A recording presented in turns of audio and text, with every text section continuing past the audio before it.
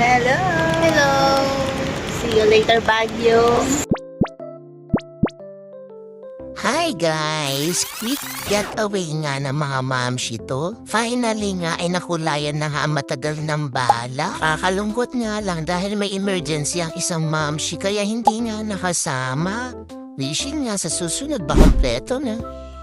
Okay, nandito na nga kami sa Season Pangasinan at stopover nga namin. Marami na nga kayo mabibiling pasalubong dito pero syempre hindi pa kami pabalik kaya hindi mo na kami bibili. Kung may bibilin nga kami, yun ay tubig nga muna. Buti na nga lang mula yung tindera na mangga kasi tignan mo naman hawak-hawakan ba naman tas hindi bibili. After nung isa, may isa pong naglapirot ng mangga at para bang kakainin. Mayayari na talaga tayo sa tindera niya.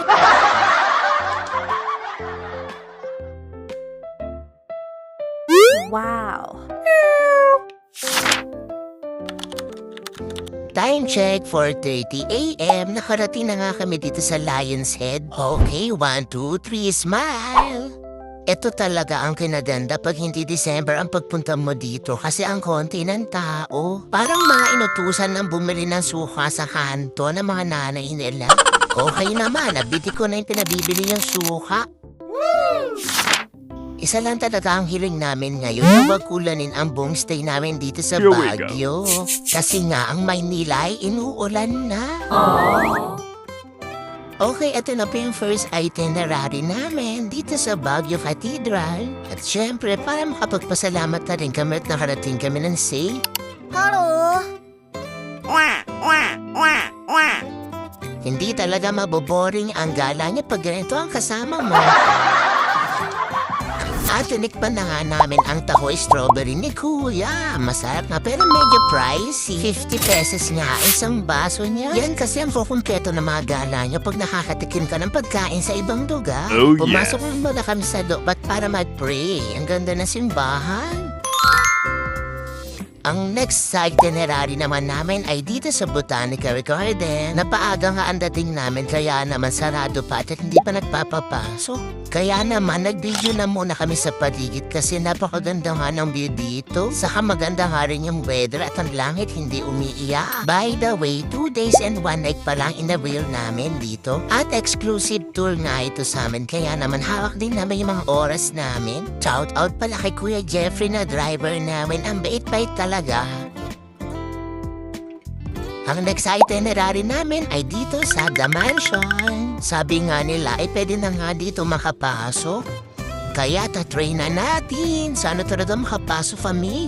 Ganyang energy level ang mga masasarap kasama kahit kulang sa tulog, o diba? Kaya nga kahit puyat-puyatan sa biyahe, talaga namang makikita mo sa kanila parang hindi puyat. Aminin nyo nga, tumira ba kayo ng katol nang hindi namin alam? Eto na guys, bukas na nga ang The Mansion. Itatanong na nga namin kung pwede pa kami makapasok sa loob neto. Na-inquire na nga namin at kailangan nga ng magpa-appointment bago ka makapasok. So 3 days nga bago ang trip dapat nakapagpabook na kayo. Bali, andyan na naman ang The Mansions. Pwedeng balikan. Ang next naman sa itinerary namin ay dito sa Wright Park, katabi lang naman to ng The Mansion. Beshi, kaya pa bang maglakad? Mukhang suray-suray ka na ah. Marerelax ka nga habang naglalakad dito kasi ang ganda ng mga halaman. At isa nga din sa napansin ko, dito nga sila mga nagja-jogging. Pulmon niya is waving.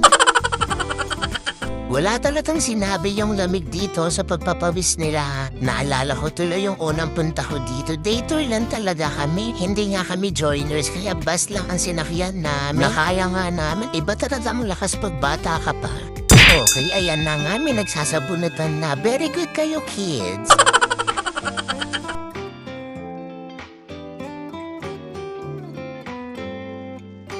Be, may fans ka na. Oo, mamaya papasay na sila ng autograph. At eto naman ang mga cute na doggies. Okay, next itinerary namin ay dito sa Mines View. So magbabayad lang tayo ng entrance fee bago tayo makapasok sa loob. Pagpasok nyo nga ay marami ng tindahan dito na makakabili na rin kayo ng mga souvenir. So masyado pa kasing maaga para mamili ng souvenir kaya naman kami mag-ikot-ikot muna. Nakaka-relax talaga sa mata yung mga halaman dito sa loob. Kung meron nga lang talaga akong mini garden, talagang bibigyan talaga ako neto. Kung saan talaga mapatingin, ang gaganda talaga ng mga halaman. Iba talaga ang pakiramdam pag tumatanda ka na. Halaman na talaga ang ginugusto mo. Gusto kong skip mo na tong video kaya lang talaga hindi ko caring hindi sila makita ulit. Dito nga ay pwede na kayo makapagpa-picture sa kabayo. At pwede nga rin kayo dito magsuot ng pang-igorot para makapag-pictorial.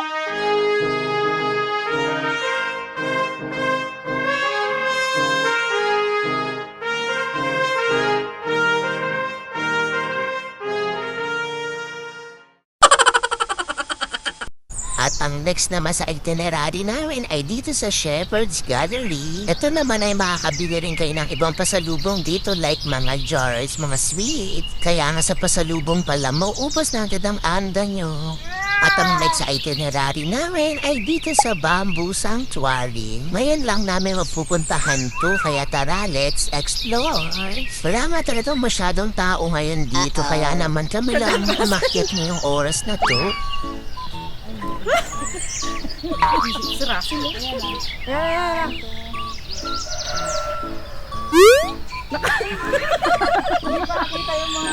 Bigla sumuso.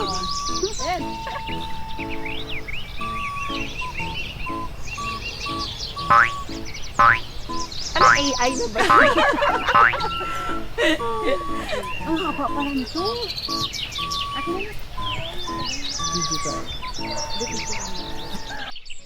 Isa nga ito sa mga bagong attraction dito sa Baguio kaya madadagdagan ng ating mga papasyalan.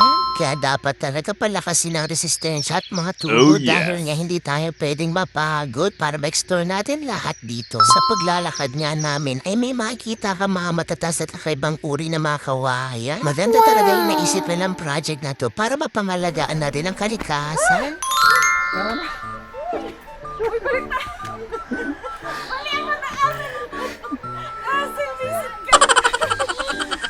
Grabe lakas mga teras. Meron dito shortcut, tatalon.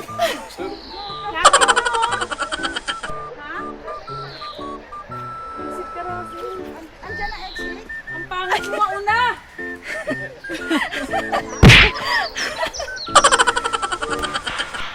Wala talaga kaming ibang magawa kundi ang maglakad ng Ano ba to siya? maglakad. Stairway to heaven. Sen, magkakain tayo, Sen. Bigyan na kayo tumae dito. Bigyan na kayo tumae dito.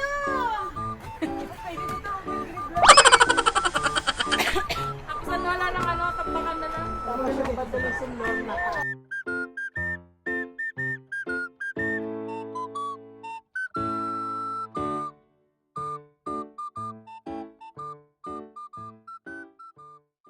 At finally, makakapag-breakfast na rin kami. Medyo pricey nga to, pero hindi naman siya tinipid. Marami naman yung kada order niya. Ang next naman sa itinerary namin ay dito sa Bell Church. Maganda kasi yung taas neto kaya tara explore natin. May babayaran nga lang kayo dito ang entrance fee na mura lang naman.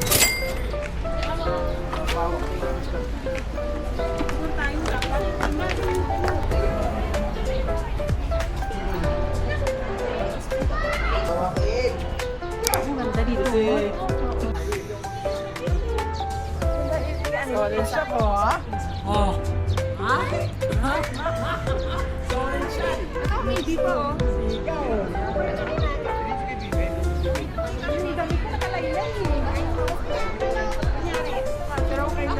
Ako muna.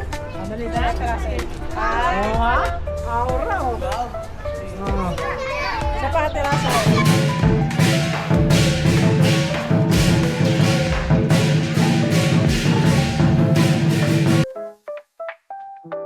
Ang next naman natin ay dito sa Colorful House.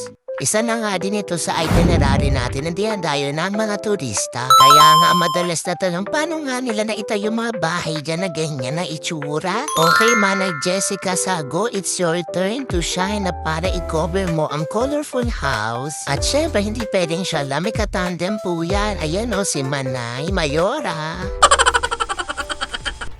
Ang sumunod na mas itinerary namin ay dito sa Strawberry Farm. Ito pala yung pinakalas na pupuntahan namin ngayong araw. Kasi nga mag-check-in na kami, tanghali na rin kasi mga beshi. Hindi nga halata sa weather kasi nga makulimlim siya. Subukan lang talaga niyang mag-ulan-ulan. Kundi talaga makikita niya kami lahat na basang-basa sa ulan. Siyempre, wala naman kami kalaban-laban kung gusto niyang umulan. Kung dito nga ang last destination nyo, ay maganda na rin mamili dito ng strawberry. And wag na wag nyo ilalagay dun sa plastic ang lagayan kasi madali nga siyang mahihinog. Okay. Sabihin nyo na kaagad sa tindera na sa karton ilagay ang mga bibili niyong strawberry. Para maganda pa siya tingnan pagdating niya ng Maynila. Kasi nga mga mi, magkakatas talaga siya. Tapos yung itsura niya, para siya sumali ng fun run ng 40 kilometers. Tapos may ilang ka ng kainin kasi ganun na itsura niya. Basa-basa na. Mga ilang tips lang kung bibili kayo ng mga pasalubong. Bago nga kami mag-check-in, ay dito na nga din kami kumain. May karinderya nga dyan na marami ang servings. Kaya makikita nyo dyan yan sa gilid. Okay, after nga ng maramihang paglalakwatsa ngayong umaga ay nakarating na kami dito sa pag-check-in na namin. Yung ang dami naming lakarin tapos yung kwarto namin nasa 4th floor pa. Amazing! Mabuti na nga lang ay ilang steps lang at hindi ganong katataas ang bawat steps nito. Kung magkataon talaga, hindi lang talaga bagang bubuhatin nyo, pati kami. Okay, nandito na nga kami sa 4th floor at talagang nasa 4th floor pala talaga to. Akala ko kasi nagjo-joke lang sila. So, ito na nga yung room namin. Malaki siya at maluwag. So, paano later ulit? Kailangan muna talaga namin matulog, guys. See you later. Okay, welcome back mga beshi. Gabi na at kami magdi-dinner na. Okay, dito pala kami magdi-dinner sa Good Days. First time nga namin dito kaya tara itikman na natin yung mga pagkain nila. Masasarap nga daw. Okay, kami ay nakaupo na at nakahanap na ng magandang pwesto. Ang galing nga na taga-serve nila ng food hindi talaga siya naliligaw. Kaya siguro mga hinahire nila mga cook na lang. Ayos, tipid na tipid sa pasahod. Ko diba ang galing, tas aalis na siya pag wala ng laman. Okay guys, it's time to eat. Nakahain na nga ang mga foods dito. Kailangan kasi mag-level up na naman ang mga energy namin dahil magkakaroon na naman kami ng mahabang lakarin. Di bale, mga busog na naman ulit kami. In fairness pala sa mga foods nila dito, masasarap lahat. Okay, after namin ma-enjoy ang masarap na pagkain, amin naman siyang lulusawin. So, eto na pala yung night market sa Baguio at tara, babaybayin na natin to guys. Mahaba-haba nga din itong lakarin dito sa night market, kaya tara check natin ang mga tinda nila.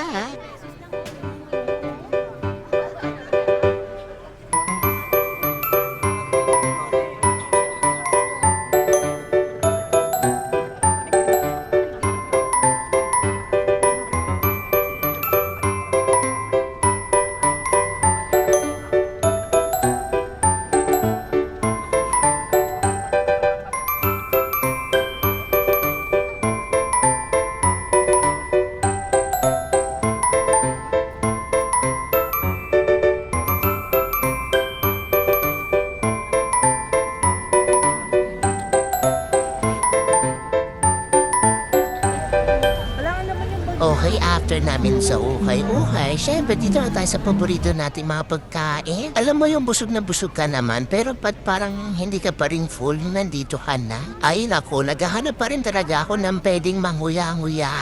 Eto nga ay napabili na nga kami ng fruits na coated sa sugar. Ang sarap pala niya. After nga nun ay meron pa kaming gustong subukan yung Great Balut. Tada!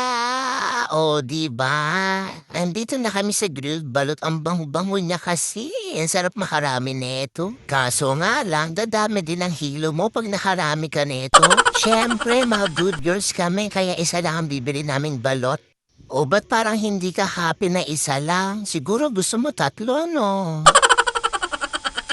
Okay guys, today is another day. Andito naman kami ngayon sa Mirador Heritage and Eco Park. Ang ganda nga ng araw namin ngayon kasi sobrang sikat na ng araw. Yung hiling namin na umaraw na sana pero ito ay sobrang init naman. Bale, okay lang naman yan. Importante, maikutan namin lahat ng mga magandang papasyalan dito. Wala nga ang mga tao ngayon dito kaya walang mga photo bomber. Ito nga ay mahaba-habang lakarin nga ito at paakyat pa kaya tara explore na natin.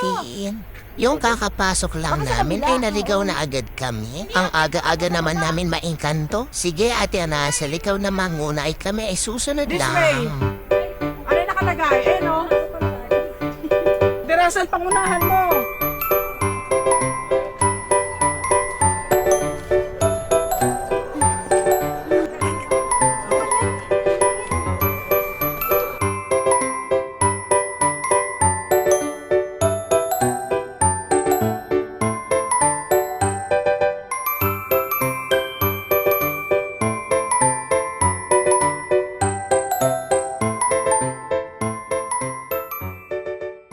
Okay, ngayon naman ay nandito kami sa Diplomat Hotel.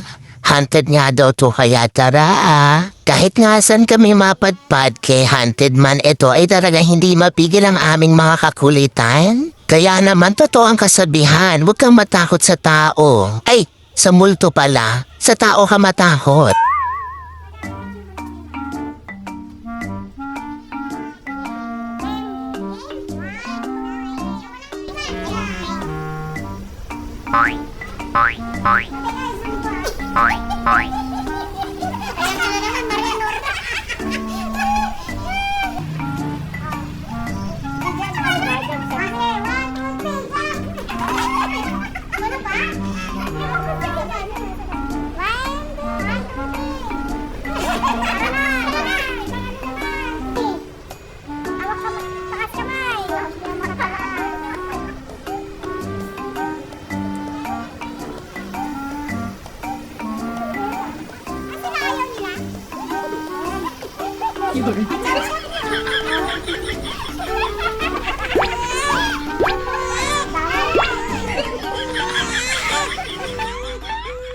Okay, dahil nga pauwi na rin kami, ay mamimili na nga kami dito sa market na mga pasalubong. Dahil ang dami nilang pare-pareho ang tinda, hindi na tuloy namin alam kung sino yung mas masarap sa kanila. Basta isa lang naman ang alam namin, yung kami yung masarap. Nagsadap-sadapan ka na naman, Hinday! Okay, ito na pala yung last na papasyalan namin at babalik na kami na Maynila. Dito na nga ay umambon pero hanggang ambon lang hindi naman siya lumaki. Kaya naman tuloy lang sa gala, hindi naman sa gabal yung ambon na yan. Dito nga ay na-improve na nga nila itong location. Dati kasi hindi ko matandaan kung may sumasayaw na. Well, maganda pa rin talaga siya at may bago pa ng attraction dito na hindi na nga namin napuntahan. Ako naguluhan. Para nga makita niyo silang mag-perform, dapat manghulog din kayo sa mahiwagang box. Kung hindi ka malululain, ay, mag-enjoy mo talaga dito sa taas kasi ang ganda ng view. Tignan niyo naman guys. Ma-amaze ka nga din sa structure dito. Oh, ang ganda talaga. Paano kaya nila yan unti-unting nagawa? Ano ka ba naman po problemahin mo papa yun nagawa na nga? O siya, hanggang dito na lang ang aking vlog at kita-kits ulit tayo sa next naming gala. Bye-bye!